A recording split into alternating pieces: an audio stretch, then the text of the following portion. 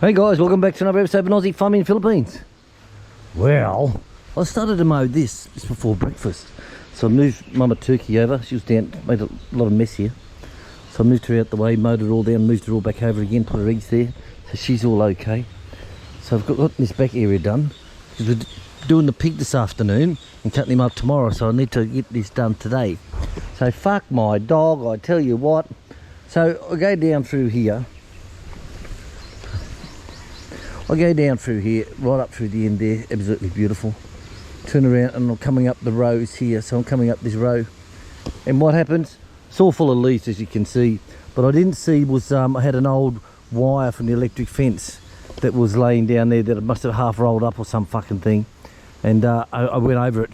And of course it's getting sucked up by the blades. And all I see is the leaves in front of me going like a big fucking snake. And I'm thinking, uh-oh, what's this? And then the blades start to slow, so they had to disengage. So yes, we were right. We were right in what I was thinking, guys. I was right.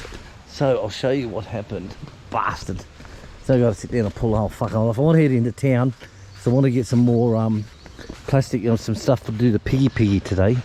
So I said to Chick, I want to get into town. So we don't have to be in there long, just get in, been out within half an hour, back home again. So that will be alright. Grass is still going well, have to cut it. So have a look at this, guys. Like, fuck my dog, I tell you. Look at this. Now this is, this has the wire running through it because it's electric fence. It's wire and nylon. So it's pretty bloody strong shit. It's pretty strong shit. What the fuck's that?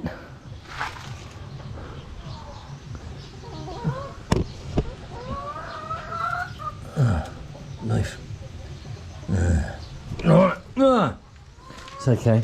So got the tools out, so I've got to drop the deck down, uncut it all off, and while I'm at it I might as well just check the base out as well, and give it a sharpen up on the grinder. The only one side of it gets sharpened up, and I might as well, while it's off, Normally I don't sharpen them up because something spinning that fast will cut your bloody finger off, let alone a piece of grass. But not to worry. So I'm going to get into this, guys. Right, so this come off easy. I tell you, I'm getting fucking professionally taking this off. Now I did notice it was leaving a line when I cut through the grass. It's actually leaving a line in the middle. So I'm looking at it thinking, well, it's got to be one of these bolts here are loose, and they are. So this one, look, this one here. Look, the old wooden one's still holding up. Hey, still holding up, still working. Haven't had a problem since I put that on. But there we go. That's the problem there on that one. Plus, of course, all this shit is wrapped around underneath here, isn't it? Like, fuck my dog. Let's lift it up and have a look, eh? Oh, yes. Yes, that would do it. Yes, that would do it. See, that's a bit loose there. Look at that. All right. So this is free spin nicely, look. So I'll take them off. I'll use the air rattler that we got from Andrew Smarson. I'll take them off and I'll grind them down. See where it hits. A few rocks here. It's a little bit chunky wonky.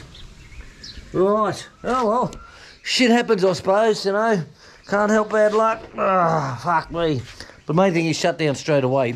Disengage the blade as soon as it's as soon as you see that line coming in. Like, oh shit. Just disengage them. That's the easiest thing. Fuck my dog. Okay, let's get it done. Well, she certainly went well, didn't it? So, I had a look inside and look, I've got these other blades that Mike sent me from Japan. Look at these bastards, hey? So, what I might do is just put these ones on and I'll keep these ones off as a spare. But they've been on now for, well, since we changed the engine over, so that's a long time, Mike. A hell of a long time. So, let's see this bitch. Okay. Like that. Up. Shirt cam. Alright. Fuck me, how easy is that, guys? How easy is that? That one's pretty good. That one's replaced. Mike sent all these over and a kit, and he had the spare ones of these and the pulleys on the other side, blades, filters, fuel filters, oil filters, fucking everything he sent. Very, very, very, very pleased with Mike and Ivy for that. Thank you very much. So now, like I said, just a little bolts loose here. I'll fix that up now, and Big Red's still going. Yeah, beauty. So that one's on, nice and spunky monkey. Look at that. Absolutely gorgeous, darling. Absolutely gorgeous. Now, this one's too tight. I'm going to have to cut it.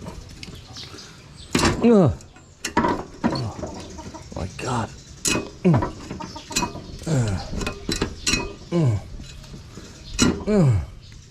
Bloody good, these Leatherman tools, I tell you. I used to get these when I was in the Middle East working. Each time you go to a new job, you get a new Leatherman. It's sort of like you beauty. So I gave one to Kalut. True story, guys. It's brand fucking new. I gave to Kalut, and I said to him, I said, look after it. I said, because they're not cheap. Now, in Qatar, we bought ours for, I think they were 500 rials then. 500 rials. And so that's equivalent to, it's 12. So you're looking at 6,000 peso for one of these, 6,000 peso. So we seen them in town when we were at the mall. They had them in there, and the same thing, it was around the same price, 6,000. And I said, look after it, mate. It's, you know, it's a very handy tool to use. You know, it's got pliers, it's got screwdrivers, it's got everything. You can even cook your fucking toast on it if you want, make a cup of coffee. And I didn't see it with him for years, at least 2 years. And then one day, he's over here at the pig pen, and he's got it, and it's covered in rust. And I'm like, how the fuck can they rust the stainless steel? You know, and it was just covered in rust, so he brought it out so he could get some CRC on it. So I don't know where the fuck he put it or what he did with it or whatever, but this goes to show they just don't appreciate anything. You know, you give them, you know, like 6,000, they go, 6,000, that's bullshit. It is, mate, 6,000, that's what they cost. And so when we were in town, I took a photo of the one in town on the display, and I said to him, here you go, that's what I was talking, brother. And he goes, ah. Right, well, fuck him, let's get back to work again. What do you want? Hey? What do you want? There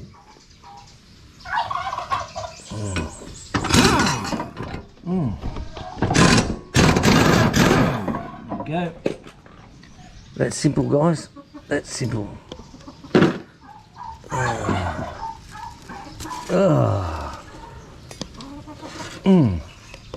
Alrighty, let's get these bolts tightened back up again, and we'll be okay.